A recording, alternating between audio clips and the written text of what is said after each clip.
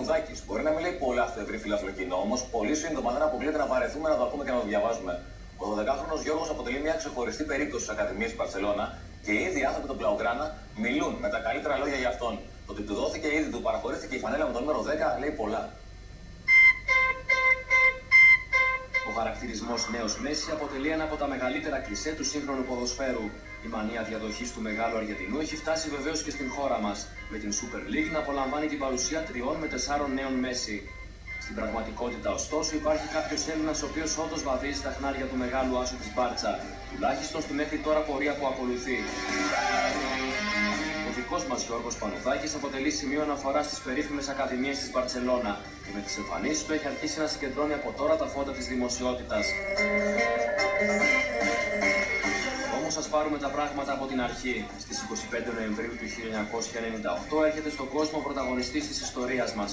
Γιος μεταναστών στη Γερμανία, ο Γιώργος θα κάνει τα πρώτα του βήματα ποδοσφαιρικά και εμείς στην πόλη Χάσλοκ. Η Όπελ Ρούσενχάιμ θα πιστέψει σε αυτόν και θα αποτελέσει το ποδοσφαιρικό του δημοτικό.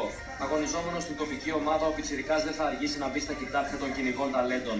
Σε ηλικία 8 ετών, η Άιντραχτ Φραγκφούρτης θα πείσει τους γονείς του Γιώργου και ο μικρός θα κάνει το πρώτο μεγάλο άλμα στην άγουρη ποδοσφαιρική του καριέρα. Η Φραγκφούρτη είναι ο επόμενος, μα και προσωρινός σταθμός για τον Γιώργο Πανουδάκη, που είναι ολοφάνερο ότι είναι φτιαγμένος για σπουδαία πράγματα.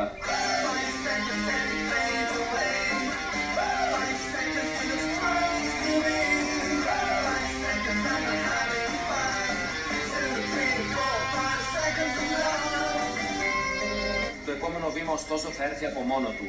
Τσέλσι, Μπαρτσελώνα, Βαλένθια, Ατλέτικο Μαδρίτης και Μπενφίκα είναι μόνο μερικές από τις ομάδες εκτός Γερμανίας που ερίζουν για την απόκτησή του. Για τις εντός Γερμανίας ούτε λόγος.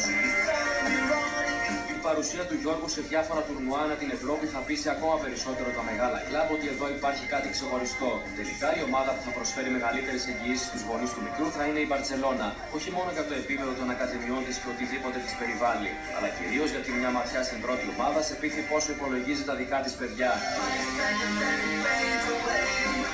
Με το βαρύ νούμερο 10 στην πλάτη, ο 12χρονος εξακολουθεί να ξεχωρίζει ακόμα και σε ένα ποδοσφαιρικό περιβάλλον που ξεχυλίζει από ταλέντο, γεμίζοντας με προσδοκίες τους προπονητές του, τους γονείς του, αλλά πολύ περισσότερο εμάς που τον περιμένουμε πώς και πώς. Όχι τον νέο Μέση, το δικό μας Γιώργο.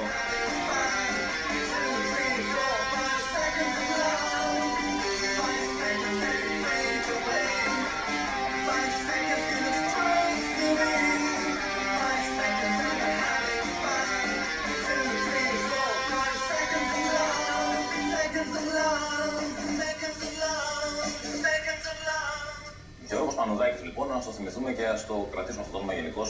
Μπορεί σε λίγα χρόνια πραγματικά να μας απασχολεί και να είναι καλά το παιδί και να μεγαλώσει ένα πολύ υγιές περιβάλλον αθλητικό, όπως φυσικά είναι η Ακαδημία της Μπαρτσελώνα.